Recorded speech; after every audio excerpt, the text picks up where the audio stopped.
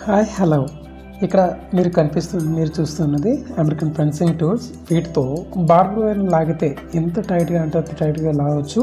So అది fixing అప్పుడు కూడా పోల్ స్ట్రెంత్ బాగుండాలి తప్ప ఎంత చక్కగా ఎంత అందంగా అంటే అంత అందంగా కూడా వస్తాయి.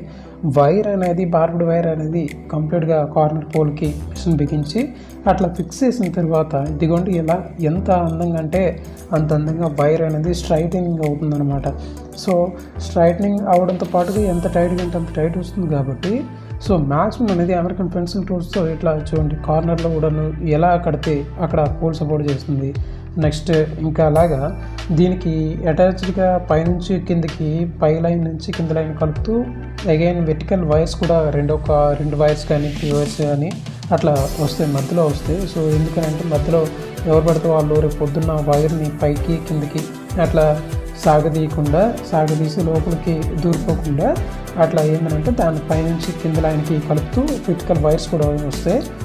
నెక్స్ట్ కంప్లీట్గా ఇప్పుడు ఇదిగోండి సైట్ చూస్తే కనుక ఇలా గేట్ నుంచి అలా కనిపిస్తుంది. ఈ 6 లైన్లు కూడాను దగ్గరగా మ్యాక్సిమం 9 ఇంచ్ గ్యాప్లో అట్లా కనిపిస్తుంది. పోల్ కూడా 1100 రూపాయల వరకు ఖర్చు అయిందంట ఓనర్కి.